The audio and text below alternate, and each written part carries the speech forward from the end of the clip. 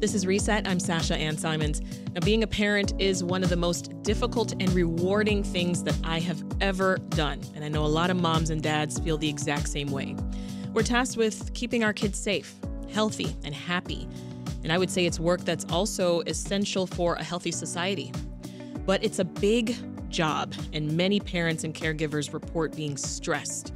In a new advisory, U.S. Surgeon General Vivek Murthy says it's time to start treating parental stress as a public health issue. So to talk more about what parents are facing today, we're joined in the studio by Rosalia Salgado. She's a mother of two from Hermosa, and she's also a community healer and parent leader with community organizing and family issues. Welcome to the show, Rosalia. Thank you. And also with us is Teri McKean, who's a mother of four and the Director of Crisis and Support Operations at NAMI Chicago. Thank you for being here, Teri. Yeah, thank you. So I want to hear from you both. Tell us about your children. What are they like? You first, Teri. I have four. They range in age from 8 to 22. Okay. So I have one who just graduated from college and returned home, one who just started college at 18. I have a middle schooler and an elementary school. Oh, you cover the whole spectrum. The whole gamut. That's wonderful. What about you, Rosalia? Your kids? Yes, I have a 14-year-old, about to be 15 next month, and I have an 11-year-old, two girls. Yes, and they are different. One's more sporty, one's more, drama, but it's okay. I wouldn't have it any other way. I can totally relate, Rosalia. I can totally relate. So what do you remember most from your early days as a parent, Rosalia? My early days, it's crazy because I'm surprised it took this long to say this is a crisis, right? Because I remember the early days when I was a young mother. I was 18 when I had my daughter, and it was difficult. It was difficult looking for help, asking for help, because it was just... What kind of help did you need at the time? Just resources, medical help, and, just basic needs, food, housing, and not just that, but just some mental health support, something that would make me feel confident in how I was raising my baby. Mm-hmm. What do you remember about the early days of your 22-year-old Teri? Yeah, I was a young parent as well, and so figuring out how to do it. There's no book. There's no book. Or there's lots of books and they give you conflicting information. Right. So figuring out, how do I do this? How do I parent this child and bring them up in a space where I feel safe and comfortable?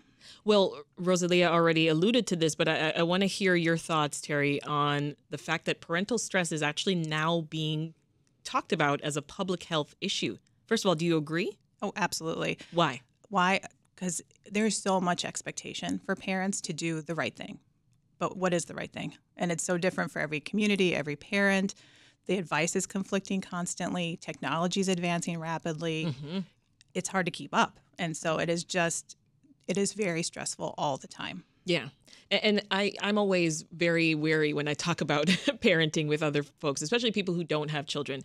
I don't want to scare folks, right? And, sometimes we joke and I'll, go on about my now 17 and 16-year-olds who are also two girls like you, Rosalia. And some, I always have to throw in the caveat, but I love this. This is great. I signed up for this. It's rewarding. How do you feel about this being talked about as a public health issue, Rosalia?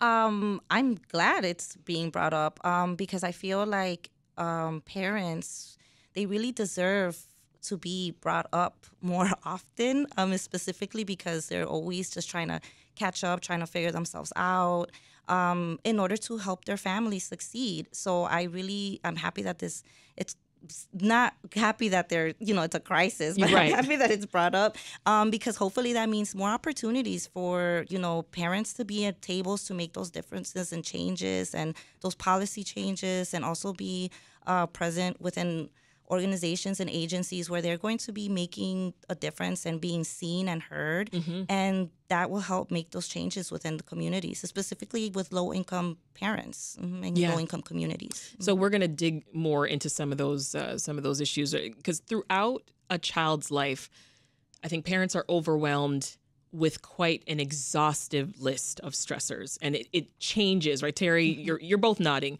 It changes as they get older, right? I mean, it starts out with, things like figuring out childcare, right? When you have to go back to work, who's going to take care of this child or these children?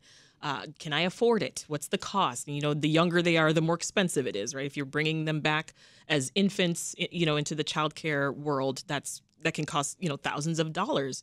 Then, you think about affording their growing needs. As they get older, they need more. They need more clothing. It changes per season, all of that. Factoring in parenting when you're dealing with adult issues. What about when we're dealing with our own things? We're dealing with job loss. We're dealing with relationship issues. We're dealing with grief, whatever it happens to be. You then have to also remember to be a parent. Yes. Because this has nothing to do with your kids in most cases. So I'd love to hear from you both on sort of the biggest stressors right now. So Teri, you first. So you've got 8 to 22. Right. Talk to me. Well, so we'll start with the oldest. A 22-year-old has returned from college and can't afford an apartment. So you were like sort of an empty nester for a second. For a second. I just like, swapped. Hey, I'm back. Yeah. So she's living at home with us until she can save up enough to maybe afford an apartment. Mm-hmm. I was just listening to median price in New York City is like $4,500 for a one bedroom. I know we're not there, but Chicago's pretty high too. So we're helping her navigate what it means to be an adult and how to afford all those things. Yeah. So now her expenses are kind of your expenses. Exactly. Yeah. Again. And then, you've got a middle schooler, an 8-year-old. Yeah. And so I have one who just went to college. So figuring out what's that like for them. They actually had very different experiences. My oldest went to college in 2020 at the height of the pandemic. Yeah. It was a horrible, very different experience than now what my imagine. 18-year-old is experiencing. So that's interesting. Mm-hmm. And my middle schooler just got her first phone. And so all the technology, social media the first challenges. phone. Yes. So I can appreciate there's a variety of different stressors, ranging from societal expectations to finances to just figuring out life. You've got 2 that are just 3 years apart. Yes. Rosalia. So what are you struggling with right now? I would agree with what she was mentioning, everything, right? I don't have a college student right now, but the time's passing fast. You will soon. I will soon. And she just started high school. And, it's just also the basic needs. I'm a single mom. I work 2 jobs. It's just how to figure out how to pay my rent, how to figure out, how to maintain everything in my household in order for me to give more to my children. Mm-hmm. Social media was brought up. The pressure that a lot of parents and students are under, it can be ridiculous. And the comparisons that they are going through on the phone. And that also affects parents a lot. Parents trying to work hard just to maintain their household, but also trying to work more because of the pressures that are in society, right? Do you feel a certain pressure to be a kind of parent, a certain kind of parent? Sometimes, yeah, right? I feel like sometimes people look at me and they're like, oh, you make it look so easy, right? Because I'm doing this thing and I'm doing the best I can to take care of my mental health while I'm doing it. But it's not easy, right? And it's doable. It's possible, yes, definitely. But it's not easy. And yeah, I definitely felt a pressure to be a certain kind of parent. I remember, for most of my life, I've looked younger than I actually am. And so people would think that I'm much younger than I am walking around with 2 kids. And so I felt this pressure to appear responsible at all times and not, maybe I was a teen mom or, the stereotypes and the stigma that come with that, right? Definitely. You're nodding, Rosalia. But I want to go back to your comments on expectations. Teri, tell us, in your perspective, where you think some of these expectations come from that are put on us as parents. A lot of it comes from each other, to be honest. Being judgmental? Judgmental, right? Or everyone trying to do what's best for their kids. I think we're in a very engaged society at this point for parenting. And so dads are expected to do certain things. Moms are expected to do certain things. Parents in general just are making sure that they're giving as many opportunities to their children as possible. Yeah. And so that expectation to fill up their schedule or to make sure they're doing well in school, that they have healthy relationships themselves, that you're involved as a parent. Are you on the PTA? Are you doing scouts? Oh, the PTA. Right. Are you doing the faith-based things? There's so many opportunities. Are you coaching? Right. You have to be able to learn how to set some boundaries and say no because it overwhelms you. And it's really hard to make those decisions. So much that you're saying is so triggering right now for me. Oh, I went through the PTA days and squeezing it in with, 50-hour work weeks. It was rough. Yes. But I did it because it was, I had to be involved. I had to show other parents that I knew what I was doing and I was involved in my kids' lives in every possible way. Now, there was a survey taken in 2021 by Cigna, and it reported that over half of parents experienced loneliness and isolation. And that percentage is higher for single parents, Rosalia. I mean, have you experienced similar feelings before? Yes, Loneliness? and I still go through it now sometimes. How do you know? I cope by, I'm going to keep it real. I go to the gym. I like to meditate. I like to, I also eat well because that's also comes with your physical health. Yeah. And I like to have deep conversations with my children, to be honest with you. I like to be present in a way that maybe I didn't have the supports when I was younger. I always think back at that, like what I needed when I was their age. Yes. And that helps me very much to be present in the moment. So that's how I cope. But it can be pretty lonely when you're working and you truly maintain your household, Yeah. But it's all worth it. Like you mentioned that it's all worth it at the end. So we're not trying to scare anyone. It's all worth it at the end. I swear we're not trying to scare anyone. And we all know that saying, right? It takes a village to raise a child. I've been hearing that ever since I had a brain. Where and who are your villages, Teri? Well, it's interesting. I don't have family nearby. My closest are in Milwaukee area, Okay. but we rely on them a lot, obviously. But it's building your village with community, right? So friends from school, like it's funny, you make all your adult friends from your kids' friends, parents. That is true. So definitely have those. It's either your coworkers or your kids' Exactly. parents. Exactly. Kids' friends' parents. Exactly. Yeah. I'm very fortunate. My neighbor, who's also my landlord, is like a secondary grandma for my kids. She's very involved in our lives. So she's kind of my go-to person on a regular basis. Nice. So you just have to find those people as best as you can, but it can be really hard. In your village, Rosalia? Yes. I hardly have family here as well in Chicago. Most of my family's in Dallas, Texas. My dad's here, but my village, my web of support would really be also the people in the organization I work at, the moms. They're a really big part of my life. Community, organizing family issues, and we hang out, we talk about our children, we advocate for different things together. Also my neighbors, friends, and yeah, just people that I trust and people that have been part of my life my whole life. So they help me well with my kids. This is Reset. I'm Sasha-Ann Simons. If you're just tuning in, parental stress, is it the next big public health crisis? Well, that is what we're discussing with Rosalia Salgado, who's a community healer with community organizing and family issues, and Teri McKean, who is the Director of Crisis and Support Operations at NAMI Chicago. Now, we also want to hear from you on this topic. If you are a parent that's listening to us right now, tell us, what has your experience been like with stress? If your kids are grown or you've maybe been a caregiver, we would love to hear from you too. Leave us a voicemail at 888-915-9945. That's 888-915-9945. You can also shoot us an email at reset@wbez.org. Let's get back to talking about what we mentioned earlier on, which was mental health, because that's a huge component here. Do you have time to take a break, Rosalia, or take time for yourself? I know you talked about going to the gym. Does that serve as a way to sort of... Yeah, I think it's important also to make time. There's a lot of things as parents that we know that are prioritized, and there's a lot of things that aren't. Like, instead of sitting on the phone for a few hours, I'm going to go do something that helps me, that I know that's going to make a positive impact on me. So I think it's also prioritizing your time, and I know that it's not possible all the time. Yeah. But, just taking a little bit of time for yourself, even if it's 10, 15 minutes, Yes. anything counts. So I definitely just try to make time Yeah. for what I need. That way I can be good for my daughters and I can continue to do the work with them. That was one of the things my mom instilled in me pretty early on. Like, you take care of yourself Yes. first, because you cannot take care of those babies if you are just half the capacity, right? Definitely. I was one of those 2020 folks who also bought a coloring book.